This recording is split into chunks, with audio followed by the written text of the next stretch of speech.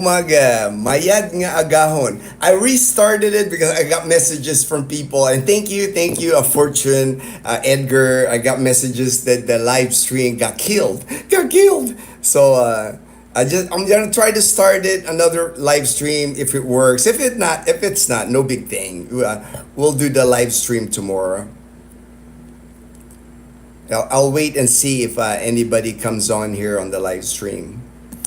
I don't know where my discussion where it ended, but I was discussing about my challenging day yesterday with the Land Transportation Office, trying to renew our registration on Bumblebee, our tricycle. So we'll have to try that on another day. I think I'll wait till next week probably before I attempt to do the registration on Bumblebee. Edgar.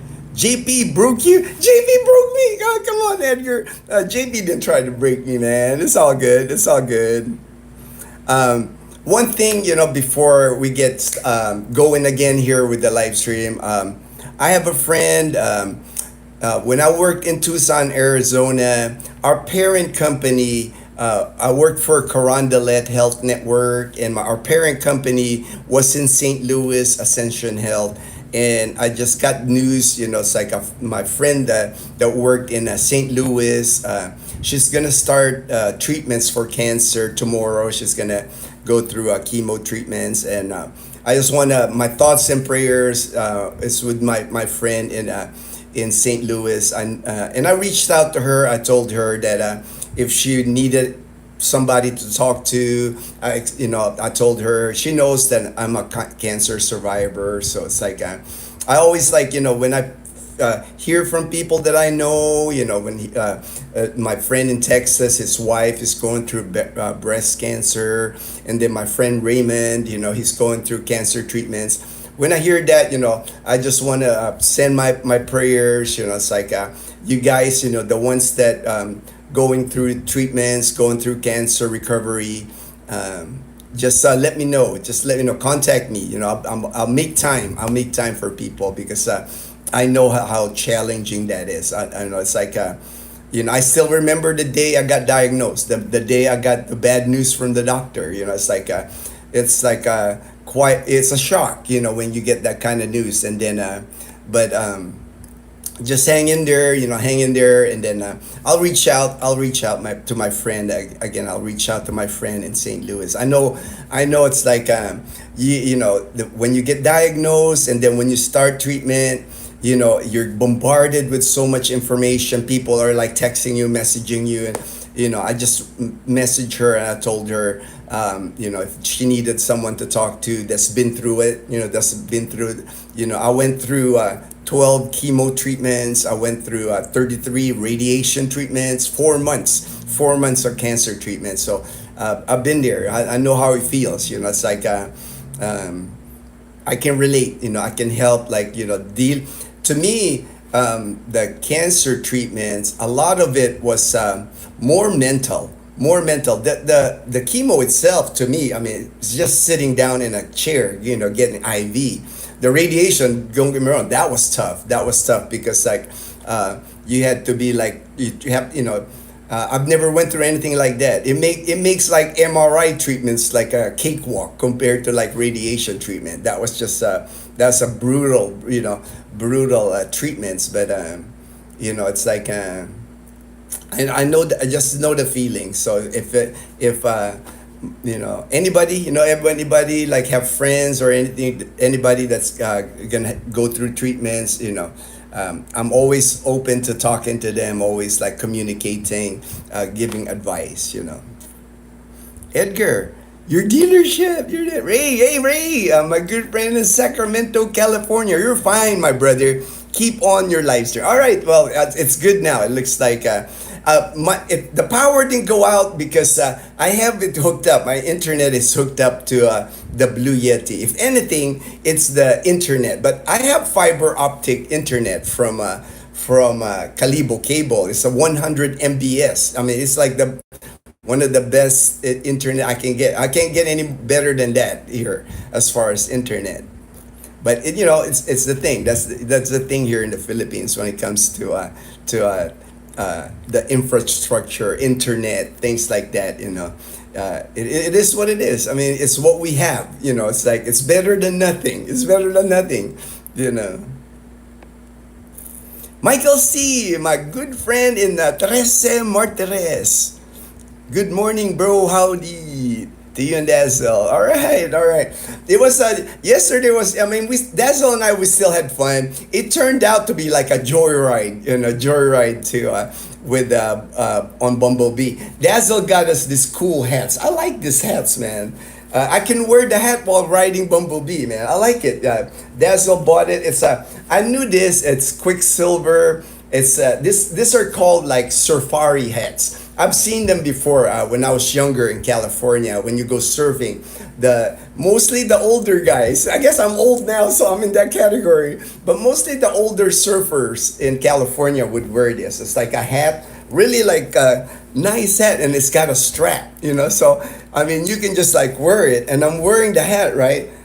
And you can ride it on a motorbike. It's not gonna fly off. It's like strapped into your neck. It's like I like it. I like that. And Dazzle got one for her, so we're like tandem.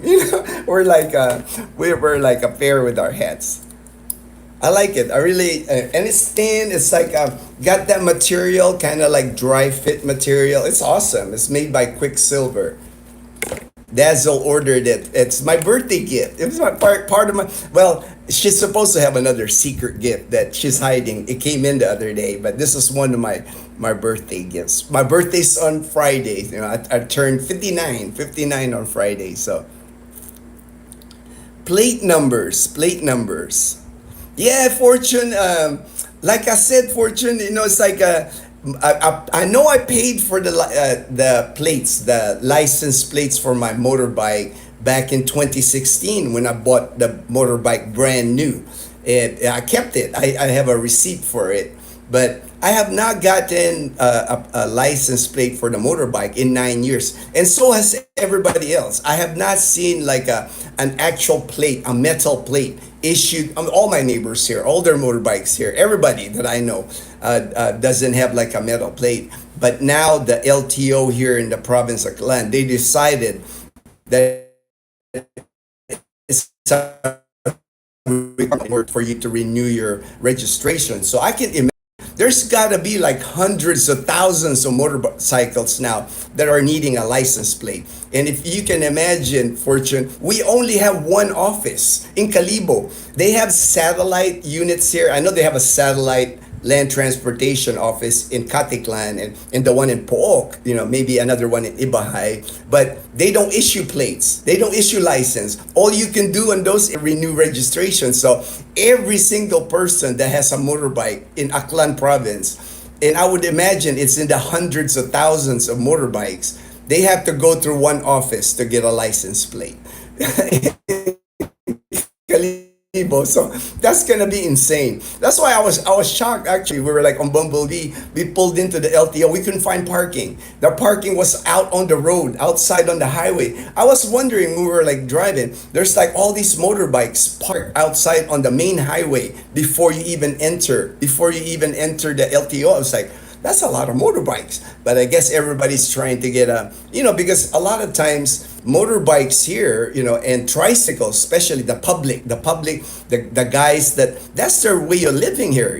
If they can't their tricycle, their public transportation, that's their income. It's like, I think you've seen it on my videos in Calibo. We got like thousands of tricycles that are like public transportation. So if you can't renew your registration, they're not earning money. It's like, so they don't have a choice. They have to go there and line up, like with, that crazy line that I saw yesterday. Next time I go, I'll try to film it. I wasn't thinking, it was just like, I should have filmed it so you guys could see the insane line that there was. But for me, I can wait. It's like, I'll let it die down. Hopefully they'll get through a lot of people with their, my registration is going to expire on Thursday. So I just won't ride Bumblebee for now. We can get by with our car. It's not a big deal. I know you are a good dad. All right. Thank you. Good morning, Ginno. JB. All right, JB. That's a different logo. Usually I see JB Manalang. So I'm not sure whether it's the same Panay, but I'm thinking it's you, like from Sydney, Australia, because like the Panay Posse. You know the Panay Posse, man.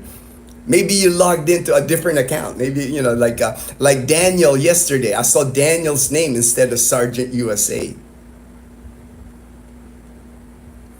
Adding more requirements for license plate creates more complexity into the bureaucracy. I wonder if they use paper to store the registration information and the system is not gonna. It would not surprise me, HD. Nothing surprises me anymore here, man. It's like anything with the government, and it's just so anything government agency. They just make it so difficult for people, and I just feel bad for Filipinos sometimes. Think about this, HD. That's the only place where you can get the plate, right? In the whole of Aklan, there are people that tricycle is their way of life. I mean, if you're in Kalibo, not too bad, right? You can just you're right in town, not a big deal.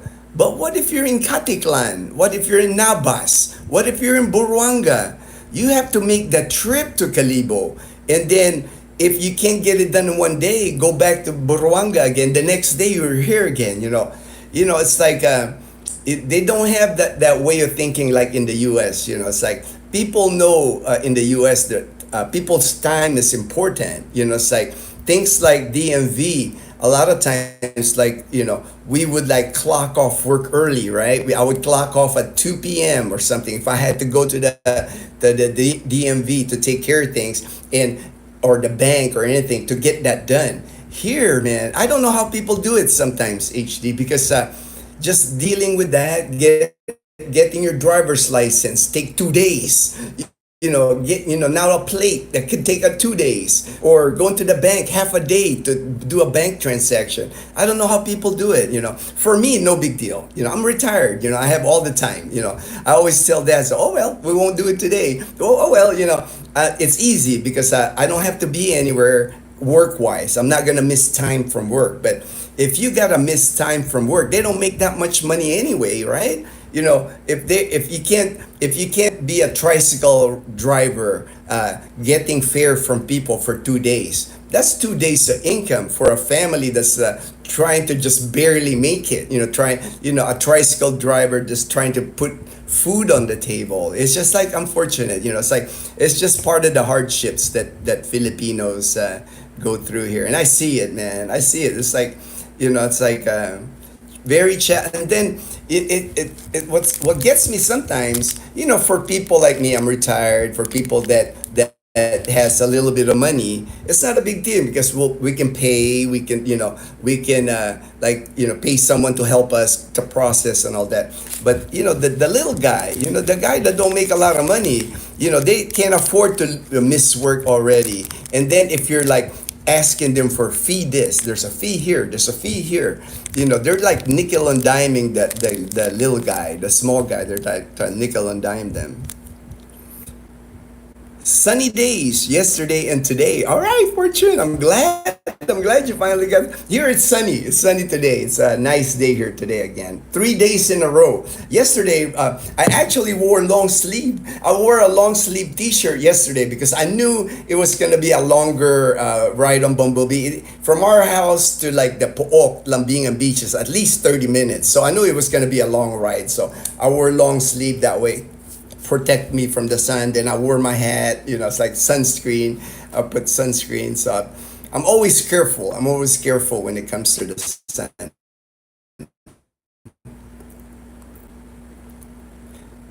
Charlie Lance, my good friend in Boston, Edgar came in the clutch. Edgar came in the clutch. Thank you, Edgar. To your friend, I know. I know Fortune. It's like. I'll keep in touch with her for sure. It's like, I never met her in person, but it's one of those relationships where I worked in Tucson and I would talk on the phone with her, email, it's like for 7 years. She was one of my contacts in St. Louis, our parent company, Ascension Health. I worked for Carondelet Health Network, and our parent company in St. Louis was Ascension Health. JB, here's Johnny. All right, man. I remember that. What was that show? Late Night with Johnny Carson. Yeah, here's Johnny. Or it was that too, like with Jack Nicholson. Was that the word he, he says, like when you're referring to JB? I don't know. It's not the Overlook Hotel. No, maybe that's the thing. That's the thing. I was thinking here's John. I thought maybe like the Johnny Carson, but you're referring to Jack Nicholson. Hopefully you're not carrying an axe. Carrying an axe. The Shining. Yeah, we're The Shining. Red Rum. Red Rum. Yeah, that's the one of Danzel's favorite movie. Yeah, The Shining, man. The Red Rum. Red Rum. Matching husband and wife. Great hat. I know, man. This I love it. That's pick the hat. I love it, man, because like I can wear it because when I'm on Bumblebee, something I don't have like a. But I just have a small like to cover my head. But sometimes when I'm sitting up Bumblebee, depending on the sun, if like the sun is direct at me, I'm looking direct at the sun. It's nice that at least I have a flap now. I can like hide my eyes from the sun. Even though my glasses got turned dark, I got the transition glasses, but it's still nice to have a hat, like to cover, to duck under from the bright sun, bright sun. GP, oh good, it's the right reference. You might have been referencing, yeah, that's what I was, that's the first thought that came up in my mind, HD. I was thinking Johnny Carson. Then I thought when he says, here's Johnny, that other one. Chief, hey Chief, hello Chief, hello. Chief, I think I've seen Chief at James and Karen's live streams. I think that's where I seen the Chief's name. Ray, hey Ray. The hat reminds me of the old USAP hat from basic training without the strap. Yes, right. It is. It's exactly right. Without the strap. This was our basic training hat. Yeah, with the fatigue uniform. It used to be our uniform in the Air Force was just plain like this. It's not like the camouflage, the cool looking one. Our fatigue was like this hat, and then our shirt was like plain olive fatigue. That's right. That's right. Ray, I remember that uniform. That was my favorite uniform, actually, Ray, because when I got stationed in the Philippines, you can get it like, it's long sleeve at the time, but in the Philippines, because it was hot when we got stationed in the Philippines, you can get it cut short sleeve. You can get it like tailored, like short sleeve, so it looks like you're wearing a short sleeve shirt. No wonder. Maybe that's why I like the hat so much. I love it, man. I love the dazzle. I love the color. It's the olive green color. The JP looks like Jack. Looks like Jack. AHD, Chief. All right. Fortune. My 2008 Tucson started with a green plate. Okay, I remember that. I still see the green plate. Fortune, the older cars here has that green plate. I've seen that with the bottom. It says Pilipinas on the bottom.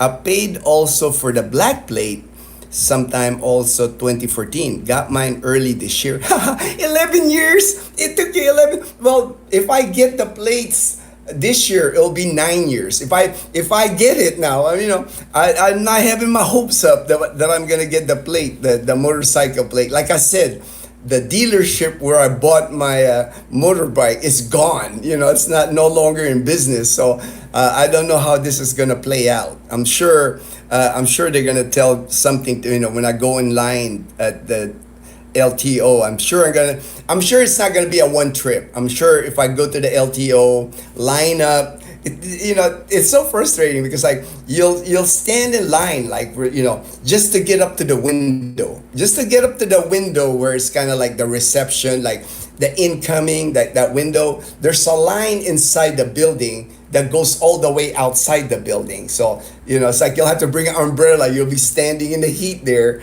There's no telling how many going to be in line just to ask. Just to ask. I mean, I have stood in line there before for like an hour and a half just to ask about the requirements or something. It's like, but it is what it is. It's like it's part of that's part of living here in the Philippines. It's more fun in the Philippines. John Pupa Filipina. I would grow my hair longer if I could look more like Nicholson. Look like more than Nicholson. All right. Part of the hardship. It's unnecessary hardship. Bureaucrats creates issue to make their jobs necessary, because if there are no issues there. I have to agree. I mean, that's the thing, HD. I have seen, it's like, even at the LTO, it's like any government agency is funny, because like, you'll have a reception area, right? The guy that will like ask you, what do you need? And the main job of that guy is just to hand you the correct form. If it's the driver's license application, if it's the student permit, if it's the you want to convert a license, he's the form guy. So he just hands you the thing. He'll tell you. He'll give you the form on paper form. He'll give it to you. It's like fill this out, then go to window 2. That's you stand in line all this time, right? It's to get a form. Why can't I just like print this form or something online or something before I get there? Because they have to hand you the form. So that's one employee, to hand you the form. And then once you get the form, you fill it out. You're in a hurry there to fill it out, and then line up at window 2. And then window 2, you hand the form, right? And then they'll tell you, once you hand the form, have a seat, we'll call you. So it's like, man, it's like, then you got to listen for your name. And before, I remember at the LTO, they don't have a speaker. So you're like, out of all these people, out of all this madness, you're trying to listen for your name. And of course, they're not going to pronounce your name right. It's like, and then if you miss it, your paper just goes on the bottom of the stack. If for some reason you went to the bathroom or something and you miss hearing your name, it goes to the bottom of the stack until it goes to the top, and they'll call you again. So at least now I do remember when I renewed my license, they have a speaker now. They have a speaker system now where they'll say Ginno, window 3, or Ginno, cashier, window 5. They'll direct you to like what window you need to go to. But like I said, it's not like one window. There's got to be like, I know there's a window, the reception, and then the guy that takes your form, the cashier's another window to take your picture, another window to like license release. Like I said, like I said, that way they have more employees, more, and it is what it is, man. It's not like in the US, how when you go to the DMV, usually the person sitting behind the desk, when you sit down, you turn that person's gonna do everything, collect your money, put you in the computer, print your license, print anything. That one person is like a multi-task. A lot of times here, when you go to like government places, it's always like the person only does one thing. It's like they don't know what the other person next to them does, so you get passed to like the next person. And they still have receipts, man. That's one thing I always notice here. They still have like receipts where the person is like handwriting, and it's got carbon paper, and then you get the original, and you're supposed to keep all these original receipts. It's not one of those, just punch it in the computer, boom, print it, and here you go. Everything takes time. Everything takes time here. I'm a Phil. Okay, all right. JP, Chief Founder, JP, all right. Patrick O'Brien. Hey, Ginno, how much is a home going for in your neighborhood now? Like a two bedroom. I would say a 2-bedroom like ours, 2-bedroom, 1 bath lot. The house is like 40 square meters, and then we have a lot because my neighbor's house is for sale. There's somebody renting the house right now. But when I bought the house in 2015, it was 1.5 million, so about $27,000. My neighbor, exact same house as that I have, listed her house at 2.5 million. So another million higher. But of course, that's negotiable. I'm sure, most people when they list their house here, they start at a high price because they know you're gonna talk them down. They know that they're gonna. But I would say if I had to sell my house now, which we won't, it's like we'll keep this house forever. We only have 5 years left on the mortgage. I would say probably I bought it in 2015 for 1.5 million. I can probably get 2 million. I can probably get like $36,000 for it. Howdy, Chief Pounder Herd.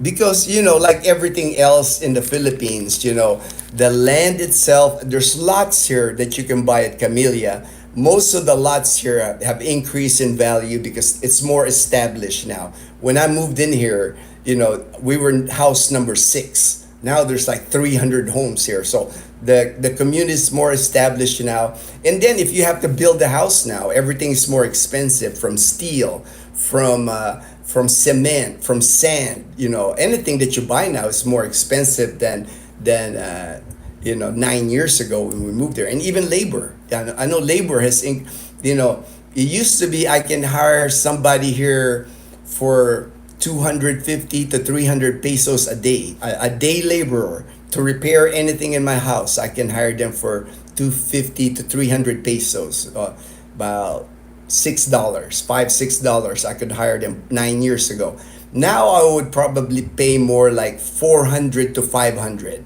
So I'm paying like $8 to $9 a day for somebody to, like, if I wanted something get cemented, if I wanted a carport built, a guy with a little bit of knowledge as far as repairing things, I would have to pay like $9 to $10 a day now. So a little bit more than 9 years ago.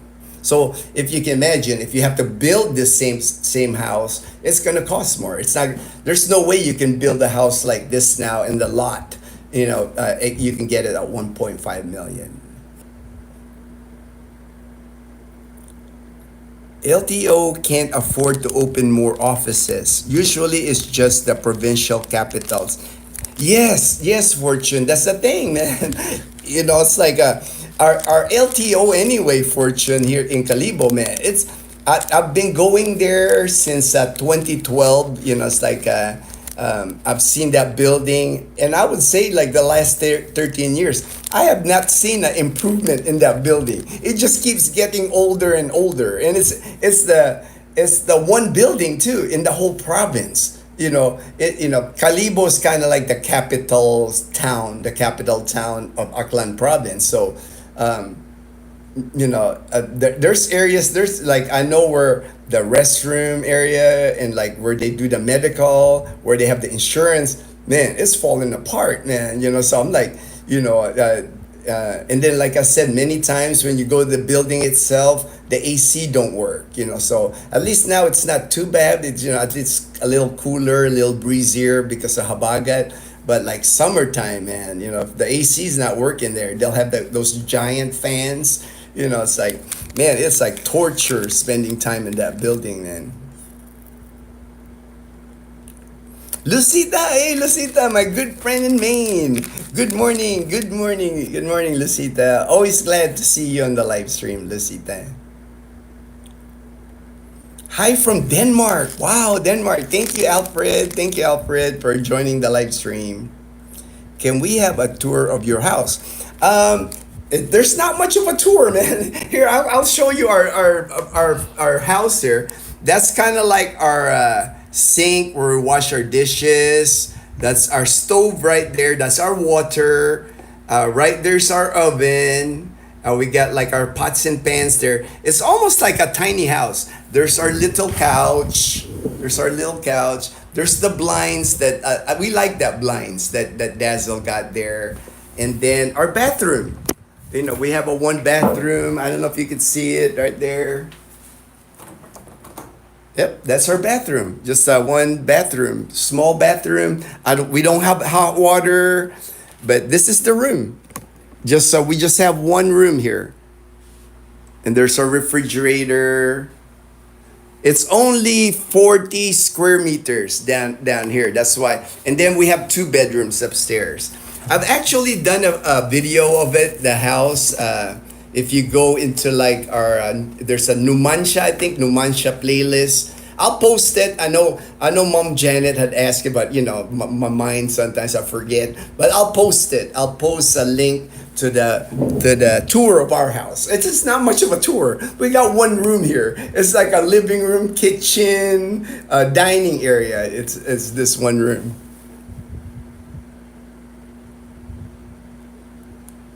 I feel it like that. I feel it like that. All right.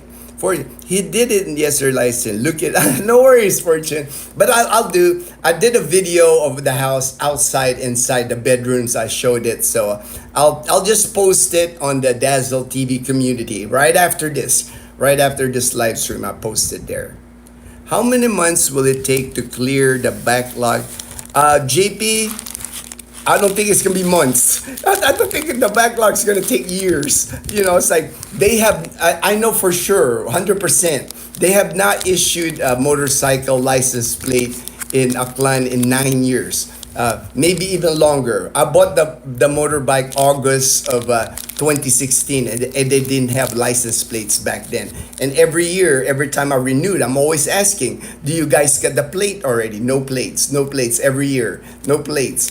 And finally, I get this year. They're like, it's a requirement now that I can't renew my registration without a plate. So now the challenge is going to be getting the plate. Like I said, the motorcycle dealership that I bought the motorbike, they're out of business. So it's like my record there. But what happens here when you buy a motorbike, when you buy a car?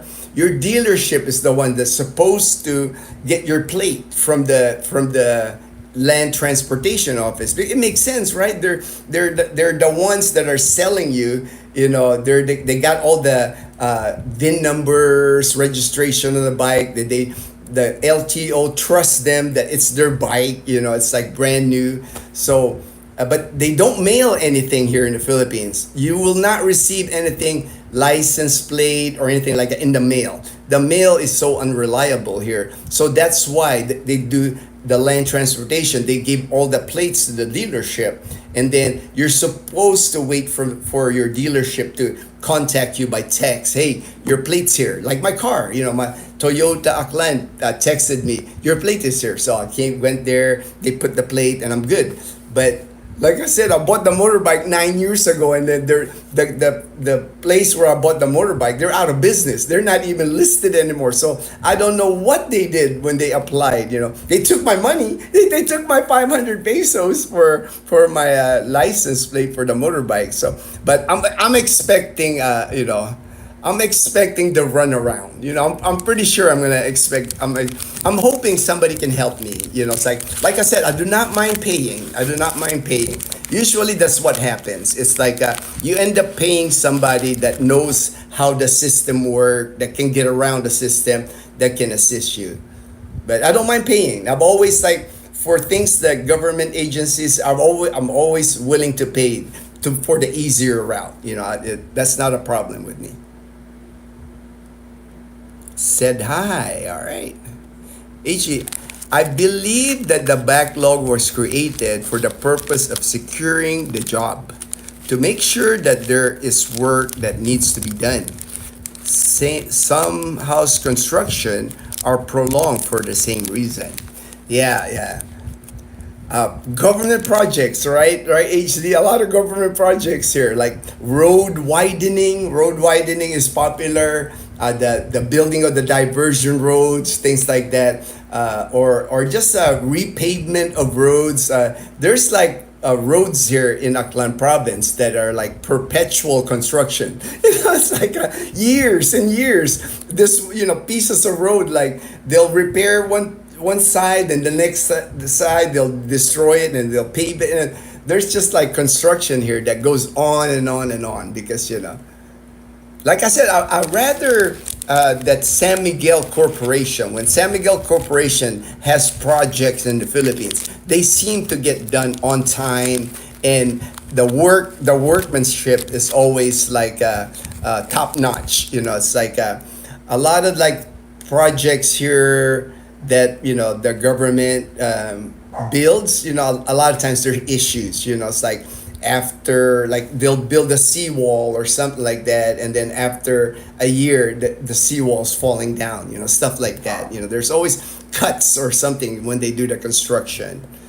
Lack of inspection a lot of times. That's why I trust more like when I hear the construction is going to be made by San Miguel Corporation, because that's a big company, and they put their name on the road, bridge, the airport that they're building. They're proud of that and of course they're going to charge anyway. They're going to charge you toll. They're going to charge you terminal fee when you use the airports. Hold on, my dog is barking. I have to check. Alright, come on in, Toy.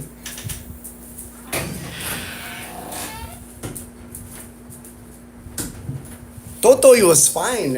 She was just chilling there, but I think she got bored. Now she's going on her spot now. That's her spot right there. That's Totoy's favorite spot. That's her corner there, coming down the stairs. I'm hoping the backlog is cleared out before I get there. Yeah, I mean, you're gonna buy a new motorbike anyway, JP. So if you're gonna buy a new motorbike, at least we'll pick a motorcycle dealership that's like well established. You know, we'll go to like the Honda dealership or the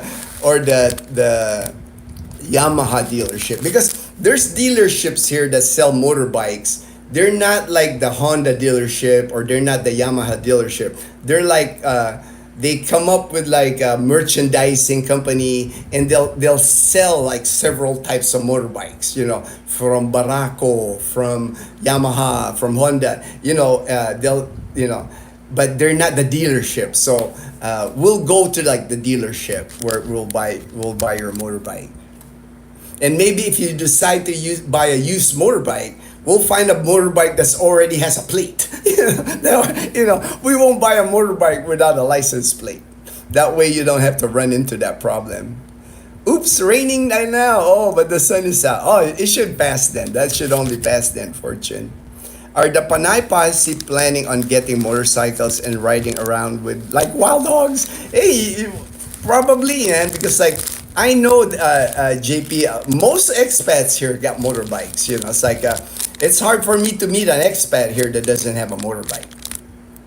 When you go to like the Canadian Beaver, like Michael's place at Rojas City, I mean, there's a line of motorbikes parked right outside the Canadian Beaver all the time. The people that go visit the Canadian Beaver. Nice bikes too, nice bikes, like big bikes, because like, foreigners here, the expats here, they like bigger motorcycles, they don't want the 125 like mine's a 125. It's a tiny scooter. If you get a new car, JP, the license plates are available in like 1 to 2 weeks. It's the old ones that paid many years. I think JP was looking at motorbikes. I know Fortune JP was gonna get a motorbike. He actually offered me like, yeah, he's gonna go through the process of buying a new motorbike, and I'll film it so you guys can see the process, how it works. Biker gang, make your jacket like the leather vest. Get a leather vest, man. That'll be cool if you guys get a leather vest, a black leather vest with like Panay Posse on the back. That'll be cool. HD hardcore 7-Eleven, hardcore 7-Eleven, French vanilla coffee drinkers. That's funny. Only if JP is the Apple guy, you get the girl in the end. JP Edgar, what is Apple guy? I've never heard of that term either. Apple guy. Wild Hogs, the nerd with the Apple Watch, the one that got hung up as bait at the end. Oh, okay. I think I've seen that movie, but a long time. I've seen so many movies, man. But I might have to look that up again. Wild Hogs. Would it be easier for me to buy a motorcycle in Iloilo? I don't think so. I think it's the same. It's like They got the same bureaucracy in Iloilo. It's like land transportation, the LTO here, man. It's just like one of the most bureaucratic places here. I mean, it's challenging. I do have a contact, JP in Calibo. Yesterday I saw him, but he was just too busy. He was like taking care of so many things yesterday, but he's a good guy to ask. Converting your license, and then when we get your motorbike, yeah, at least we have a guy that kind of have an inside track on things at the LTO here. Gunslinger, oh, gunslinger girl, all right. Hey, I see that there are cybersecurity job in Philippines that are paying 50k peso a month and up. Would that be a good option for me? um like I said, I know you're young, you're 29. It's hard for you, like you're young, if you come here and you're competing for jobs for Filipinos. For one, I don't know how you would do that. You would have to have like a worker visa, because if you come here on a tourist visa, you can't work here as on a tourist visa. Um, it'll be challenging. That's why I said if you plan on coming here, get a job in Canada, get a job that you can work here in the Philippines, an online job. If you're expecting to come to the Philippines, I know they advertise jobs in the Philippines, but those are for Filipinos. You would be taking a job from a Filipino, so that's not going to go well here in the Philippines. It's like if you're looking at those jobs, like even call center jobs. I have not heard of an expat come here and get hired as a call certain person. You would think because the expat will be good at English, and most have that thinking. Well, I can work at a call center in the Philippines, but it doesn't work like that because you're coming from a developed country. They're thinking you guys got money, and you come here, you're taking a job from a Filipino. That's not gonna go well. Find a job that's in Canada. Find a job that's in US that you can be a digital nomad here. They encourage that actually. There's like a digital nomad visa now that you can get here. They like that you're bringing in, because you're gonna be making money from the Canada still, and then you're spending your money here. The government here would like that. They're not gonna like the idea of a foreigner coming here and taking a job from a Filipino, because it's already hard for Filipinos to get a job here. So I hope you understand, gunslinger girl, that I don't think that's gonna be good. And they are remote too. Yeah, because there are Filipinos here. I have a few friends of ours. Like we graduated IT and computer engineering at STI College Calibo. They're here in the Philippines. They graduated with us in 2016. They got college degrees here, and they're working for companies in the U.S. But they're Filipinos working here. So. And I know, just because the way Filipinos are, just like with the companies that hire them, Filipinos are willing to do anything. It don't matter what time of the day. I know my friends that are doing that. They're like online assistants. They call them online assistants, doing schedules, doing meetings, Zoom meetings. Kind of like administrative assistant in the US, but they're working from the Philippines. That's what the jobs that some of my classmates are doing here in the Philippines, and they do make good money. They make 50,000 pesos and up, but there a lot of those companies in the US, they like to hire them because they know that they'll do whatever. It's like Filipinos here that are digital people here that work online here, man, they'll do anything. It don't matter if the meeting's at 1 a.m. here in the Philippines, 2 a.m. The Filipinos gonna get up. They're gonna get up and run the meeting at 1 a.m. It's like I don't know if you're gonna be willing to do that. For 50,000 pesos, for less than $1,000 a month. I don't know if you're gonna be. And like I said, a lot of those companies, because you're Canadian, they might not hire you because you're gonna be competing with Filipinos. They know the Filipino work ethic. They know that these guys, they pretty much will do anything to keep their jobs working online here. Tanya, foreigners are prohibited from earning income from a Philippine employer without a work. Yeah, exactly. That's the thing. But I think Gunslinger was thinking maybe the company's like overseas and it's not a Philippine company. But like I said, if you're an expat, most expats that come to the Philippines, they come here to retire or they're digital nomads. Like my friend Jamal, he's in Dumaguete City. His company is in Hawaii and Las Vegas. He sells timeshare, so he's able to work in Dumaguete City. The Philippine government, they want digital nomads to come because they're spending their income that they get in the US or Canada and spending it here. But if you're going to take money from a worker here, I don't think that's going to fly good. Will I be able to get a work permit after marrying my Filipina girlfriend? Okay, after you get married, you can get a 13A visa, but that just allows you to like stay here because you're married to a Filipina. I'll have to do research. Maybe you can Google to research as far as work permit.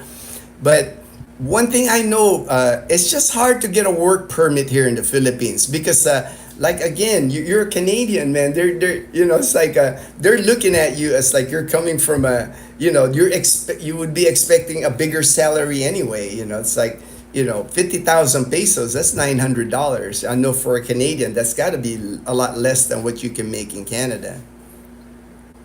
Foreign digital nomads in the Philippines are not employed. Yes, they're not employed. They're employed by American companies. You're correct, Tanya. That's what I was trying to. Good morning, Mr. Weatherman. Mr. Weatherman. The weather's good today, man. Last 3 days, it's been sunny. Hot. I mean, it's been in the 90s. Like yesterday, I had my hat, and I was all wrapped up. I had my long sleeve shirt because it was hot, man. It's like riding on a motorbike, my arms, I don't want to get like that. The trucker stand. Plus, I got to protect myself from the sun anyway. If married, get permanent resident status, then yes, you are authorized to work for Filipino. Oh, good. Thank you, Tanya. Thank you because I didn't know. Once he gets permanent resident status.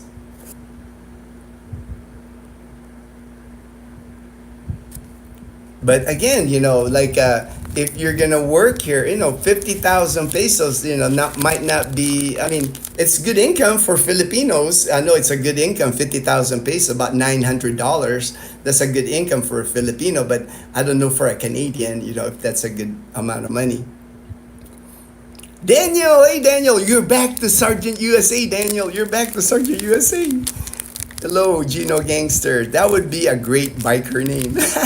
Ginno Gangsters. Well, just go with the Panay Posse, man. That's Panay Posse, a posse, right? On a motorbike, man. Instead of a horse, we're on a motorbike. Hey Daniel. The foreigners working in Philippines for Philippine companies are usually intercompany transferees working for multinational companies, but they have work permits. Yes. I just don't, like Tanya, I just don't see like what Gunslinger Girl is trying to do. Like a young 29-year-old Canadian coming here trying to apply for work here. I just don't know what the market is for that. And it's not low-level jobs. They are high management. Yes, high management. Yeah. Yeah, I see it in Boracay even, Tanya. Like the hotels in Boracay, like the Mandarin Bay, the five-star hotels like Discovery Shore, Shangri-La, the chefs there are always like foreigners. I've never, you'll see Filipinos working as like an assistant or sous chef, but the head chef is always like a foreigner. And I can tell they make money. You can tell they're making good money here. They're not. LOL, 1 a.m. meeting is really 6 a.m. Filipino time. Yeah. Yeah, because Daniel, I know I have friends that are working here in the Philippines. They got hired by like an American company, and they're like a digital assistant. They schedule meetings with several people. They run the Zoom meetings. They do emails. They do the slides. I mean, they do a lot actually, because you have to have a nice setup here in the Philippines in your house, and then a nice internet, of course, because good internet with like backup electricity, because you don't want to like lose electricity and then lose a meeting. You might lose your job that way. But a few of our classmates that we went to college with, that's what they're doing, and they're making good money. For again, good money for a Filipino. It's like 50,000, 60,000 pesos, $1,000, around $1,000. That's great money for a Filipino living here in the Philippines. Okay, I guess I'll just scrap my plan to get a job there. Yes, yes. It won't be high-paying job anyway, Gunslinger. You are better off finding a job that's in Canada that pays you well, and then you can work from home or work online here in the Philippines. That would be your better option. And you'll run into here too in the Philippines, as far as like your rights as a worker here, things like that. You can get cut here easy. In Canada, I'm sure it's the same in the U.S. When I lived in the U.S., they just can't fire you. Like here in the Philippines, it's just so easy to, like, you get a notice that you're no longer employed with them. Southern Cal, Benny, there's a Filipina and Belgian couple living in the Philippines. The Belgian guy actually works at a call center in Manila, but he speaks French, so perhaps that was his qualifications. All right, all right.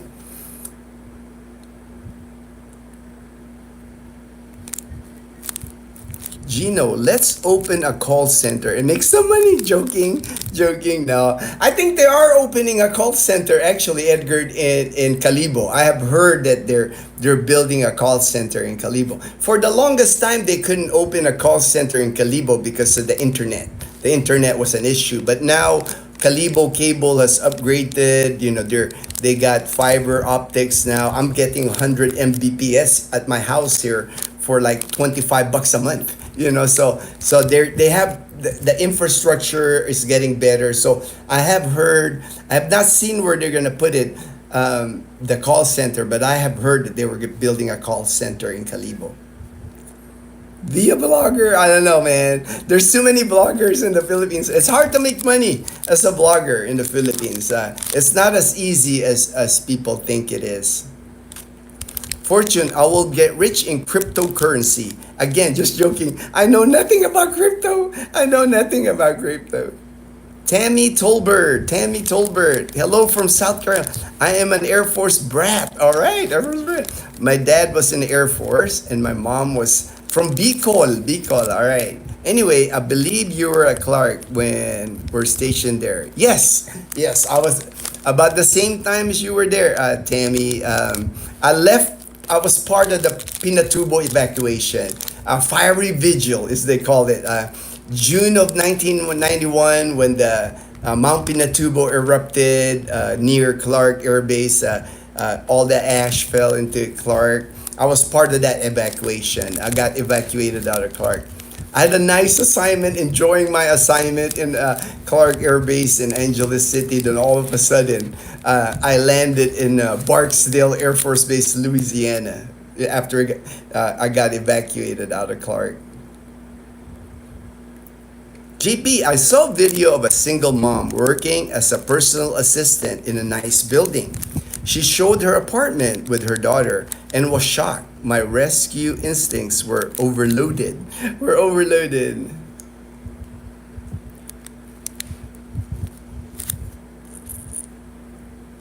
Yeah, there's a lot of that. There's a lot of online jobs where Filipinos are working here in the Philippines. The companies are all over the world. Different things, of course, call center, even the call centers. There's call centers here that you can work from home. I know they do that. And then that digital assistant that's becoming popular. There's just many jobs that are in the U.S. and there you get the Filipinos here because they know the work ethic of the Filipinos here. It's like if you get hired here, like working online here as a Filipino, like the employers in the U.S. and Canada, they know that they've got you. They got you pretty much. You are the Filipinos here working online. They're willing to do anything. And they don't need benefits. They don't need medical. They don't need all these benefits. They're just happy they got a job online. So they're people that the companies in the U.S. they're taking advantage of that, unfortunately. But it's a win-win that the companies in the U.S. making their money. It's another person in the Philippines that's employed, and that's big here. Employment's not easy in the Philippines. They need the jobs here. They need the jobs here. We expats will be rich once we get all the rebates from sending us. Tanya, can you go to another LTO or you have to go to Calibo because you live in Aklan? As far as the LTO here in Calibo, there's only two, Tanya. The main office in Tigayon, and then the one I've been going to renew my registration over at Pook by the Esplanade, the beach Esplanade. The problem, Tanya, is the satellite LTOs. They don't issue plates. They don't issue driver's license. All the satellite. I know there's one in Katiklan for sure, and then the one in Pook. All they do is like vehicle renewal registration. You cannot get a driver's license for them, an actual card. They won't print you one. Or you can get a plate. The plate and the driver's license, you have to go to Tigayon, the main building of LTO for Aklan province. One office for the entire province of Aklan. 17 municipalities, 17 towns in Aklan province. So if you can imagine how many people, there's over 500,000 people in Aklan province, the whole province, and we have one office to get your driver's license and your license plate. So if you can imagine what kind of craziness happens in that one office, man. He was third AGS. All right, I remember. What's that? AGS. I'm trying to remember what that stands for. Something aircraft generation squadron or something like that. I belong to the 13th Air Force Medical Center. I worked at the hospital. 13th Air Force was the command for the whole base, the general on the base, and we were under him. 13th Air Force Medical. AGS, I think that's what aircraft generation AGS was. I know he was a mechanic. AGS is like mechanic, electrician, mechanic on the jets, on the F4s back then, and then got replaced by F-16s. Sadly, call center jobs will be the first to disappear when companies start using AI technology. Yeah, I hear that too. But I think the Philippines they pivot pretty good. It's like I know that's what they're saying, that the Philippines will suffer. I'm sure it will a little bit, but one thing Filipinos I know will pivot. It's like, because my classmates that are like IT graduates, computer engineering grads, they're pretty smart people, and if they become like digital assistants and all that, if AI takes over their jobs, there's always going to be a job for a person, right? There, if it's setting up servers, if it's the hands-on, AI can work computer, but they can't, like, I guess you can say a robot can do it, but we're still years from that. I'm sure that's expensive technology to have robots doing everything. Yes, I believe that, HD. I believe that AI will replace a lot of jobs. But, Filipinos, I'm sure will find there will be work. There will be work for Filipinos still. Because the one thing I think that's an advantage for Filipinos that here, if you build factories here, if you build like, you don't you have a labor force here that's educated and that don't cost you as much, right? It's like if you have a labor force in a developed country, you got to worry about their medical, their insurance, and all that. In the Philippines, you just got to pay them, and that's it. You don't get, a private company. If you build a factory in the Philippines, you're just basic Filipinos will work in that factory basically for hourly, and you don't have to worry about their medical insurance. There's no, I've never heard about workman's comp here, retirement. You don't have to worry about retirement. So you still have a large workforce here in the Philippines that are willing to work for a small amount of money. So, and I'm sure there's just smart businesses in the world that sees that you got some hard-working Filipinos here that are, if they do build factories, I know there's hard-working Filipinos that work in the factories. And then the traditional jobs here in the Philippines, the farmers, the fishermen, that's never going to go away. You're always going to get that. And then a lot of times my thinking anyway, the call center people, a lot of those people, they're working a call center, but to them, a lot of that is just like, that's the job they're doing, but they're looking ahead, they're looking for overseas job. I think, it's unfortunate, but that's always going to be the one industry the Philippines will always do, export, is people. The Philippines, we just export people. People go to Dubai, people go to the Middle East, people go to Europe, people go to other Southeast Asian nations. It's like Filipinos, we're an exporter of Filipinos. It's like Filipinos go overseas to work. So it's, our economy in the Philippines runs a big portion of the GDP here is money sent from remittance from overseas Filipino workers. Got your account working this time. Yeah. Tammy told me. I so enjoy watching your live. Oh, thank you, Tammy. So kind. Thank you so much for the kind words. Makes me feel like I'm back in the PI. My mom and dad have joined. Oh, sorry to hear that.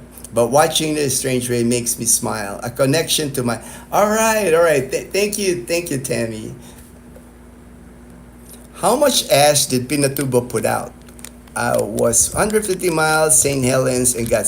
Oh, it buried the whole base, man. Like Clark Air Base was buried in ash, and so was Subic, and you'll still see remnants of ash. Like if you're walking at Clark, it's still there's areas at Clark that still has ash in it.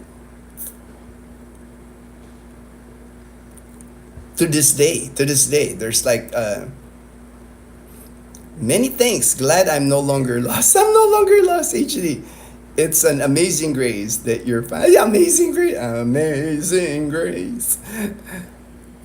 Tammy told me, yes, I'm familiar with Clark. Born there, and then when we stationed there again, I was able to be oh, nice. As a teenager. All right. I remember when I worked at Clark, I worked in the medical records section and then the admissions. When I worked in the records section, we had volunteers. We had Filipino volunteers that came, from that lived in Angeles. Then we also had Red Cross volunteers. I remember our volunteers at the hospital. I'm new here. Congratulate. All right. Thank you. HNT 63 100. All right. Glad you can join the live stream. Welcome to the channel. The Filipino will be making ammunition for the USA. They got big money. Yes, I saw that. They're gonna build the ammunition warehouse in Subic Bay. That whole area in Subic Bay, I know that's gonna grow anyway. Like I said, that's not the only factory that's going to get built here in the Philippines.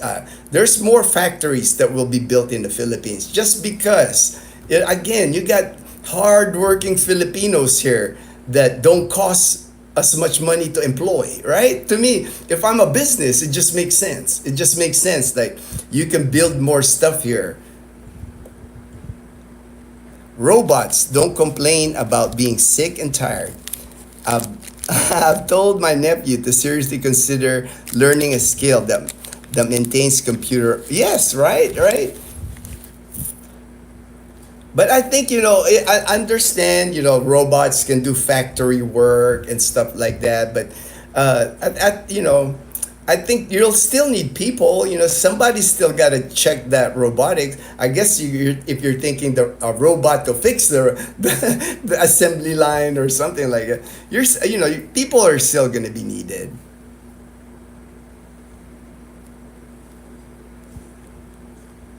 Nice to know I can send funds to myself all right, Daniel. Yes, you can. You can.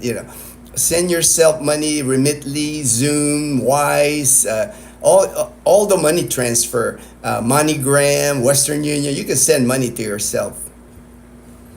Thank you for such a great live stream. You and Daz are. Oh, thank you, Tammy. Thank you. You're so kind. Thank you. Thank you so much. You can also bring 10K with you. You can bring much more, but needs to be claimed through customs. Yeah, that's the limit. $10,000 is the limit. Now, if you're bringing other foreign money, I would check. I would check before you come here. But usually, I wouldn't bring like right at 10,000. I would bring like maybe 9,500. I know back in the day they had travelers checks. I don't know if that still exists. I remember owning travelers checks before. But you can bring cash, but that's a lot of cash to be carrying around. If you have like $9,000 of cash, you gotta be careful. You gotta be careful carrying that cash, because if you come here to the Philippines on a tourist visa, like most people, they'll land in Manila. They'll get stamped the tourist visa free for 29 days. Your first renewal is 30, and then after that, it's 2 months every time. You won't be able to open a bank account. So if you're carrying that $1,000, I don't know where you would keep it. Maybe a safe at your hotel or something, or hide the money. Maybe a trusted friend can deposit that money for you, because not a good idea to be carrying around 9,000 or close to $10,000 US dollars around with you. Because you won't be able to open an account here, a bank account, until you get your alien registration card. And normally you get that usually like at the 3-month point on the tourist visa. And then not all banks will let you open an account. You'll have to research that depending on the area where you go. Like here in Calibo, RCBC, they'll let you open a bank account. I have a friend here that opened a dollar, peso, and an ATM account at RCBC in Calibo. And I've heard that Security Bank is lenient too. They don't ask many. The banks here work different, like in the United States. The banks here are their own separate entity. It could be like let's say Philippine National Bank or Banco de Oro, my branch. That bank is specifically like my Calibo branch bank, Banco de Oro, and Philippine National Bank. That's where I can do most of my transactions. If I go to Caticlan, the Banco de Oro there, or the Philippine National Bank, I'm limited to what I can do there. Maybe an ATM, that's about it. But if I have a passbook, I have a passbook of a dollar account passbook and a peso account passbook. If I take that to Caticlan, I might not be able to withdraw money from them, because my money is at my branch in Calibo. Different, right? Because in the US, if you're with Wells Fargo, Bank of America, you can walk into any Wells Fargo, Bank of America and get your money. Little different here in the Philippines. Little different. You have to have a branch where you do your banking. Not really the limit. That's the minimum that doesn't need to be claimed in customs. You can carry much more, but write it down on the claims.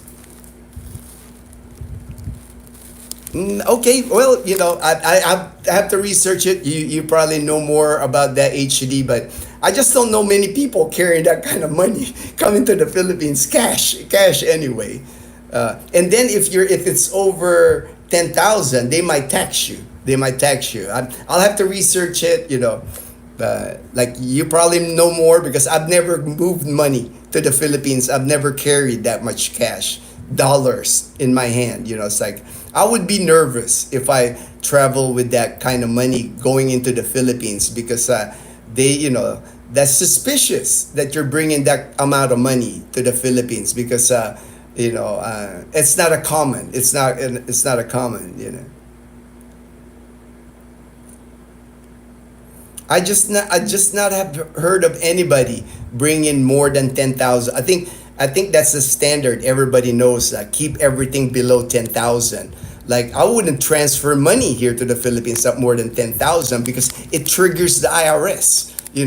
We always, in the back of our head, if we got money in the U.S. to transfer to the Philippines, you don't want it to be over 10,000 because you trigger the IRS. And IRS is never good. Never want to trigger the IRS. That's the same thing. It's like if you're carrying, coming into the country and you're filling a customs form that you're carrying more money, they might report you to the IRS. Hey, this guy is coming into our country bringing in this kind of money. Is he a drug dealer or something? To me, that's just you're flagging yourself there, HD. You're creating unwanted attention, and you can load money on travel visa and not worry about cash and carry any amount. It's insured. Okay, good. That would be safer. Carrying cash, that kind of cash, man. You might get mugged at the airport, man. There might be you coming out of the airport. Somebody might trigger somebody. Hey, this guy's got $10,000 cash. You might be just like getting in a cab and get jacked in Manila, man. Gunslinger girl, Wise card lets you use your card while overseas. Yes. Many cards.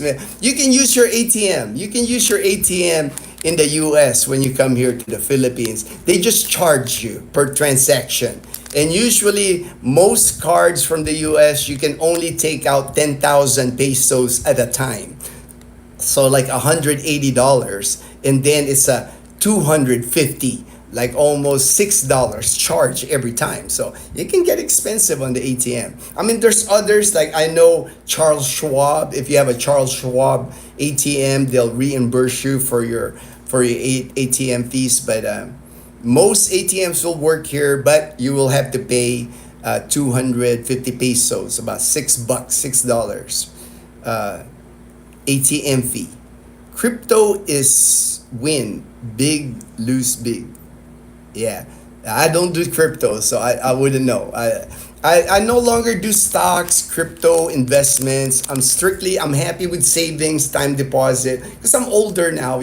I'll be 59 on Friday. I don't take any chances. To me, investments is for the young people. It's like just my opinion now. I know I know you guys do crypto. I know you guys do that, but for me, I just don't want the hassle of like, I know when I was living in the United States, when I used to do stocks, you're always looking at the ticker. You're always looking at your investments. For me, it's like that can get stressful, especially on the downturns, right? When the market's not doing good and you're looking at your portfolio like dropping, it's not a good feeling. So I didn't want to go through that feeling anymore. It's like. I don't look at the ticker anymore. I don't look and I don't worry about what Amazon, what Apple, what Tesla. I don't worry about their stock price anymore. I don't look at crypto. It's like I know what they are. I know what crypto is, ETH and all that. I know what they are, but I could care less what Bitcoin is worth. HD had friends who lost thousands due to airport police taking their cash. All was within the limits and legal. Yeah, Daniel, that's what I'm saying, man. It's like if you're coming into the Philippine airport with like dollars that big, man, it's like that could go sideways for you. There's a lot of, you do not want to attract attention to yourself carrying that kind of cash. A lot of things can happen wrong. I mean, I don't know, HD, if you've heard, even there's even that laglag bala. That's a popular scam that it's run by at the airport people here in Manila, where they put a bullet in your bag or your luggage, and then they cause problem for you because you got a bullet, not a gun, but a bullet. It's called lug. That's why in the airports here, when you come in, you see people wrapping their luggage, wrapping their backpack in like plastic saran wrap. That way, people can access their bag or their luggage. So thousands of dollars. You're attracting unnecessary attention. You keep it under 10 because it sets off a lot of flags. I learned about it because I watched a show on customs in Canada. The show narrator was explaining about the cash, not illegal for more. Okay, all right. There's credit cards that don't charge foreign transaction fees. Oh, nice, Southern Cal Belly. Niels Christian says, all right. It's better to use credit card or remit money to yourself with Remitly. Yeah, right? Instead of carrying cash, it's like, that's what I would do. If I was coming to the Philippines, I would just set up different accounts in the US, set up different ways to send myself money. Don't rely on one. Don't rely on one bank account. Open 2 bank accounts in the US. Open 2 or 3 ways to send yourself money. That way, when you get here, you have many ways to access your money. Get 2 ATMs from 2 separate banks. Get a Remitly. Get Wise card. And have the expiration of cards like long, because the minute that card expires, it's gonna be hard for you to get a new card here, because again, mailing cards here, mate. It's getting anything in the mail here is like difficult. So the more ways you can access your money that you have in the US, the better. And what I've learned, what I have done is like, I have a bank in the US, but I barely keep any money at my bank in the US. I spread my money now here in the Philippines. Dazzle has her own account at Metro Bank. She's got a peso account there, ATM. I have an account with a joint account with Dazzle, with Banco de Oro. Dazzle has access to all our bank accounts. We have 3 here. We have $2 accounts and 3 peso accounts. So 3 different banks, and I spread the money on those 3 banks. And she has access to all of them. So if something happens to me, she can access all our money.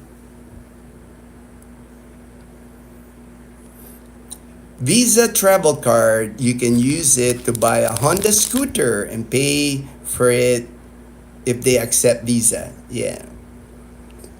Not all, Edgar, that's the thing. Not all accept Visa or credit cards. A lot of the motorcycle dealerships here do not accept credit cards. So keep that in mind if you're thinking of buying a motorcycle when you get here using a credit card. Not all of them take credit cards here. If it's more than 10K and you don't put it down on customs, then customs can take it, report it, or it can get confiscated. Yes, I understand. I've heard that rule too, HD. But just my just my opinion now, HD. This is my opinion. Things can go sideways at customs. There might be the law, there might be the rule, but you know how it is, man. Greed. Sometimes you see that kind of money. Like Daniel was saying. It's like you're tempting people. I think if you're flashing that kind of money, even if you declare it, even if you're not declare it, whatever, when you land at the airport, you have to remember you're coming to the Philippines. This is not America. This is not America. $10,000 or more. That is very attractive here. That is very. It can be tempting for someone here.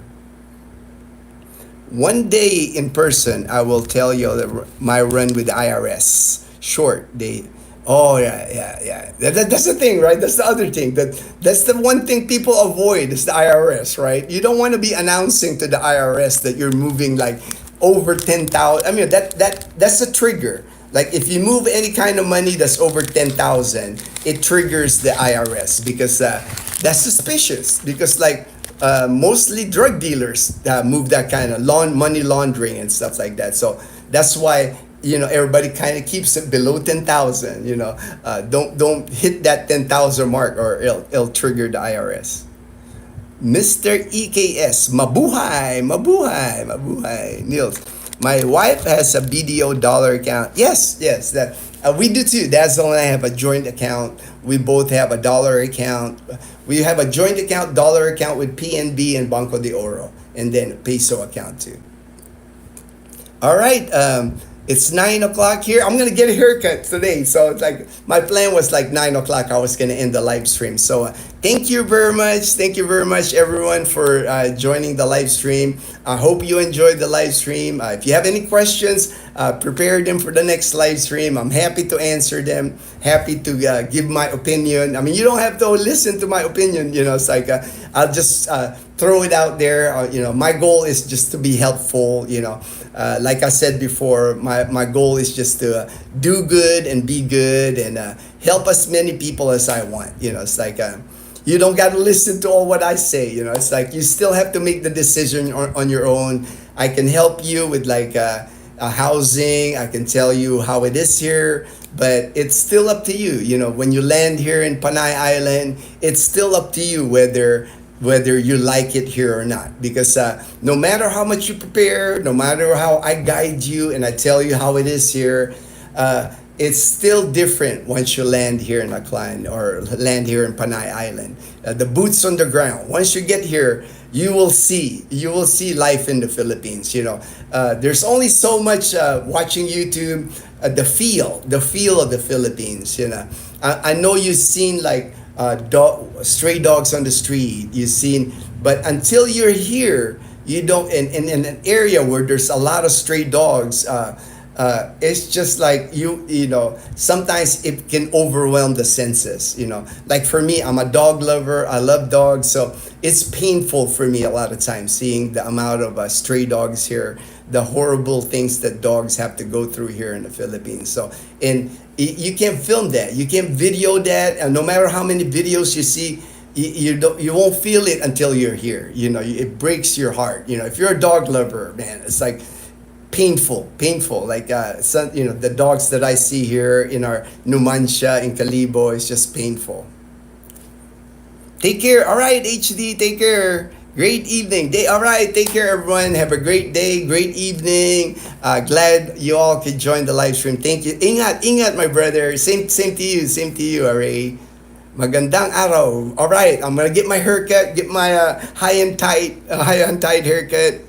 What do you call a dog that jumps in a fire? Dog. That's funny. Thank you for that, Daniel. All right. God bless everyone. Everyone stay blessed.